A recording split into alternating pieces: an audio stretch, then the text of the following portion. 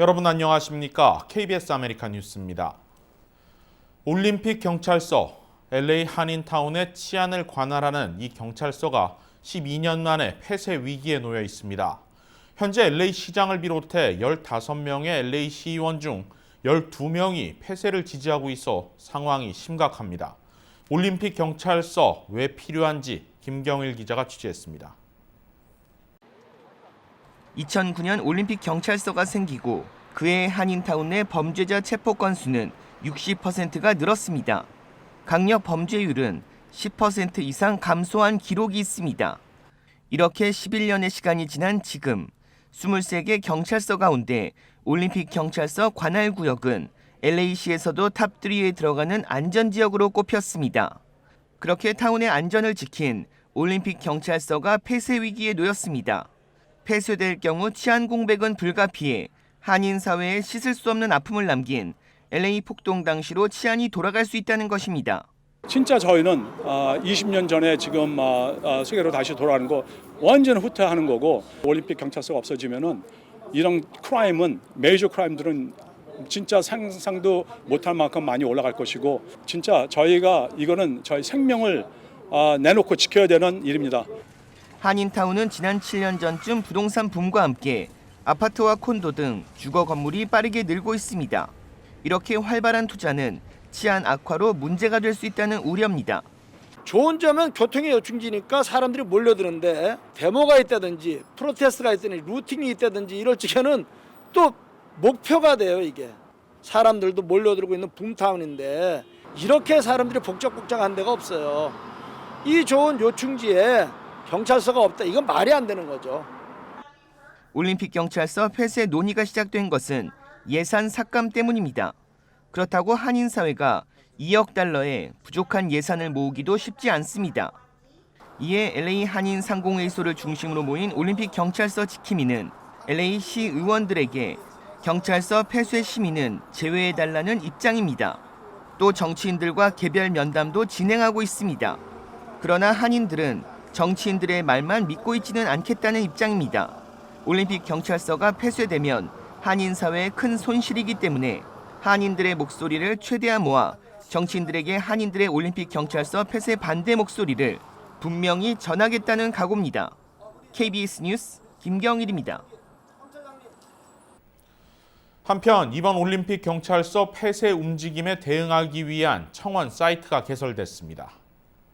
LA 한인상공회의소가 LAPD 예산 삭감 관련 커뮤니티 공동 성명서 및 청원이라는 제목으로 개설한 청원 사이트는 로스앤젤레스 시 당국이 이미 1억 5천만 달러의 예산 삭감 이후 추가로 5,100만 달러에 달하는 추가 예산 삭감을 추진하는 것을 강력히 반대하는 내용을 담았습니다. 청원서는 코로나 팬데믹 상황에서 공공안전을 담당하는 경찰과 법 집행기관, 소방, 응급의료 서비스는 그 어느 때보다 절실하고 없어서는 안 될 근간이라고 설명했습니다. 특히 올림픽 경찰서가 2009년 설립된 이후 한인 커뮤니티의 경제 발전과 삶의 질이 높아졌다며 이를 폐쇄하는 것은 1992년 LA 폭동 당시 큰 상처를 입은 지역 커뮤니티 모두에게 또 다른 불안과 공포를 심어주는 악영향을 끼칠 것이라고 강조했습니다. 청원서는 시장과 예산 삭감을 주도하는 시의원들이 더 이상의 경찰 예산 삭감을 중지할 것과 특히 올림픽 경찰서의 폐지를 철회할 것을 강력히 청원한다는 내용으로 마무리됐습니다. 이번 청원 서명에 동의하려면 사이트에 들어가서 본인의 성과 이름, 이메일 주소를 입력하면 됩니다. 연방의회가 추가 경기 부양안을 최종 타결했습니다. 많은 사람들이 기다렸던 현금 지급은 1, 2주 안에 시작될 전망입니다. 이유수 기자입니다. 연방의회가 결국 초당적인 추가 경기 부양안을 통과시켰습니다. 359대 39라는 압도적인 결과였습니다. 추가 경기 부양안 통과로 18세 이상 성인 1인당 600달러, 17세 이하 미성년자도 성인과 동일한 600달러의 현금 지원을 받게 됩니다. 연방의회는 이르면 다음 주부터 지급이 시작될 것이라고 밝혔습니다. 지급 방식은 지난 현금 지원 때와 마찬가지로 납세자의 세금 환급 은행 계좌로 자동 이체됩니다. 생계 보조수당 SSI, 군인연금 수령자, 철도 은퇴 연금 수급자 역시 동일한 혜택을 받습니다. 연방정부의 추가 실업수당은 $300, 앞으로 11주간 지급이 이루어집니다. 내년 3월 14일까지 받을 수 있는데 소급 적용은 되지 않습니다. 중소기업 급여보호 프로그램 PPP에는 $2,840억 달러가 배정됐고 신문과 TV, 라디오 등 지역 언론기관도 PPP 지원 대상에 포함됐습니다. 연방정부는 $820억 달러의 예산을 책정해 유치원부터 대학교까지 지원에 나서며 세입자 강제 퇴거 보호 조치는 내년 연말까지 연장했습니다. 가장 큰 특징은 백신 보급에 따라 백신 접종을 위한 지원금이 별도로 책정됐다는 점입니다. 국내 거주자는 누구나 코로나 백신을 무료로 접종받을 수 있게 됐습니다. 낙선 의원들이 대거 포함된 레임덕 회기에는 보통 초당적인 합의안의 통과가 어려운 것이 일반적입니다. 하지만 연방의회는 팬데믹 사태 장기화에 따른 피해 확산을 축소시키기 위해 초당적인 힘을 발휘했습니다. 대통령 서명이 이루어지면 즉시 발효됩니다. KBS 뉴스 이우수입니다. 캘리포니아 주정부가 이달 초 발효했던 스테이 앳 홈 행정명령이 한 달 더 연장될 방침입니다. 중환자실 수용 여력이 포화 상태에 도달한 남가주 전체를 포함해 상당수 위험 지역이 새해를 넘겨서도 행정명령이 지속될 전망입니다. 이채은 기자입니다. 캘리포니아 주정부의 자택 대피 명령이 새해까지 연장될 전망입니다. 행정명령이 연장될 곳으로 예상되는 지역은 모두 2곳, 남가주 전체와 샌호야킨 밸리 지역입니다. 두 지역들의 중환자실 수용력이 0%를 기록하며 최대 4주까지 행정명령이 지속될 전망입니다. Based upon all the data and based upon all these trend lines, it's very likely based on those current trends that we'll need to extend that stay-at-home order. You recall it was a 3-week order when we announced it. 당초 주정부의 행정명령은 중환자실 수용력이 15% 아래로 떨어진 지난 6일부터 시작돼 3주간 발효될 예정이었습니다. 남가주 지역은 오는 28일에 해제될 예정이었지만 중환자실 수용력이 0%를 기록하며 연장이 불가피해졌습니다. 식당과 미용실 등의 업소들도 내년 이후에나 문을 열 수 있습니다. 이에 따라 남가주 지역 대형 병원들은 중환자실 수용력을 높이기 위해 이동식 병상을 설치하고 있습니다. Our emergency department, our inpatient units are very, very busy, and we want to be able to decompress some of the stress on those units. 병원 주차장과 복도에 설치되고 있는 이동식 병상들이 추가될 경우 지역 내 중환자실 수용력은 20%까지 확보될 수 있습니다. 주정부는 다음 주부터 새로운 행정명령이 시작된 후 4주 뒤에 연장 여부를 다시 결정할 것이라고 밝혔습니다. 4주 뒤에도 중환자실 수용력이 15% 아래를 유지한다면 행정명령이 재차 연장될 거란 입장입니다. KBS 뉴스 이채은입니다. 미 국립보건원 산하 알레르기 전염병 연구소의 앤서니 파우치 소장도 오늘 코로나19 백신을 공개적으로 접종받으며 백신의 안전성을 강조했습니다.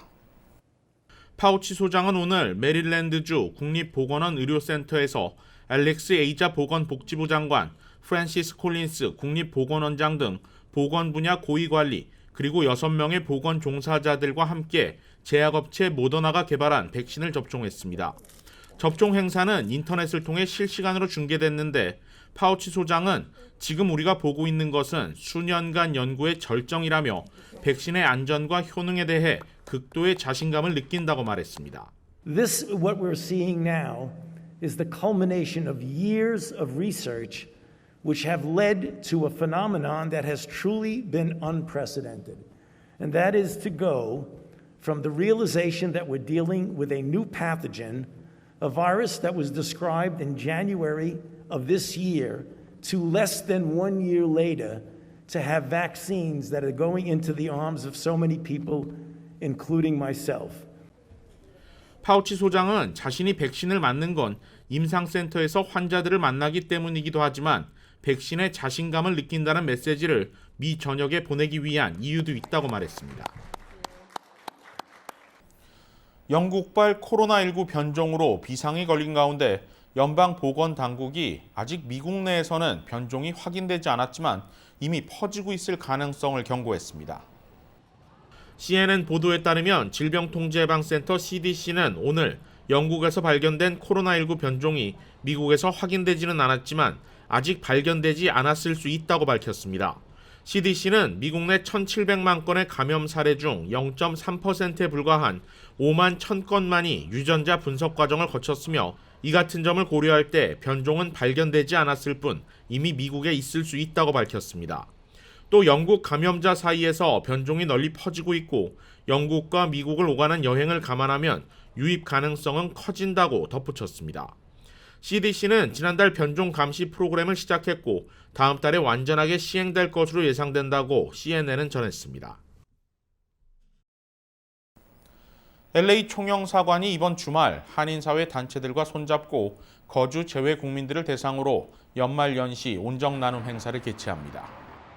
이번 행사는 총영사관이 지난 11월 실시한 코로나19 긴급 지원 행사에서 제외됐던 1,700명의 신청자들을 우선 대상으로 물품을 지급합니다. KF 마스크와 여러 한인단체들에서 제공한 식료품과 의약품들이 전달될 예정입니다. 한편 이번 행사에 앞서 이마트와 오리온 미주법인, SD 바이오테크 등 지상사 기업과 한인 기업들은 오늘 간편식과 스낵, 라면, 손 세정제와 마스크 등을 LA 총영사관에 기증했습니다. 코로나19를 극복하고 새해에 희망을 담는 한국 전통문화 온라인 콘서트가 재외동포재단 후원으로 열립니다. LA에서 한국 전통문화를 소개하는 문화교류 공연단체 토요풍류는 내일 유튜브 채널과 홈페이지를 통해 송년 새해 기원 온라인 콘서트를 개최합니다. 소리와 움직임, 코로나를 이겨내자는 주제로 열리는 이번 공연은 장구와 농악, 판소리와 발노름, 씻긴 굿 등 한국의 전통음악을 토대로 한 6개의 프로그램으로 구성됩니다. 특히 공연 전반에 코로나19로 어려운 환경을 이겨온 재외동포들에게 위로와 응원을 보내고 2021년 새해를 희망 속에 맞이하기를 기원하는 의미를 담았습니다. 공연은 LA 서부 시간 기준으로 내일 저녁 7시에 열립니다. 오늘의 주요 단신입니다. 연방상무부는 3분기 GDP 증가율이 연율 33.4%로 최종 집계됐다고 밝혔습니다. 3분기 성장률은 통계 집계가 시작된 이래 가장 큰 폭의 상승 기록입니다. 그러나 10월 이후 코로나19 감염자와 사망자가 급증하고 경제가 위축되면서 4분기 GDP 증가율은 2.5%에 그칠 것으로 전문가들은 예측했습니다. 73명의 웨스트포인트 생도들이 코로나19로 온라인 시험을 치르면서 부정행위를 한 것으로 밝혀졌습니다. 징계 절차가 진행 중인 가운데 지난 1976년 152명의 시험 부정행위 사건 이후 44년 만에 최악의 5점으로 남게 됐습니다. 뮤직센터에서는 크리스마스 연휴를 앞두고 22개 팀이 준비한 각 커뮤니티의 문화 공연을 온라인 스트리밍합니다. 한인 커뮤니티에서는 이정인 무용단이 우정의 종각을 배경으로 마스크 착용 후 공연을 펼칩니다. 각국의 다양한 문화 공연은 오는 24일 오후 3시부터 6시까지 PBS 소칼 1 스트리밍을 통해 시청할 수 있습니다. 한 남성이 수영장 공사를 위해 땅을 파다 토사에 매몰돼 사망하는 사고가 발생했습니다. 소방국에 따르면 지난 19일 45살의 남성이 5명의 인부와 수영장 공사 중 토사가 어깨까지 덮쳐 신고가 접수됐습니다. 구급대원이 출동했지만 또다시 토사가 쏟아지면서 2시간이 넘는 수색 끝에 결국 숨진 채 발견됐다고 밝혔습니다. 조 바이든 대통령 당선인이 교통장관으로 내정한 부티지지 전 시장은 기후변화 대처를 위해 전기차 보급 확대를 주장했습니다. 바이든 당선인은 2030년 말까지 신규 공공충전소 50만 개소 설치 등 전기차 구입을 장려한다고 선언한 바 있습니다. KBS 아메리칸 뉴스 마칩니다. 고맙습니다.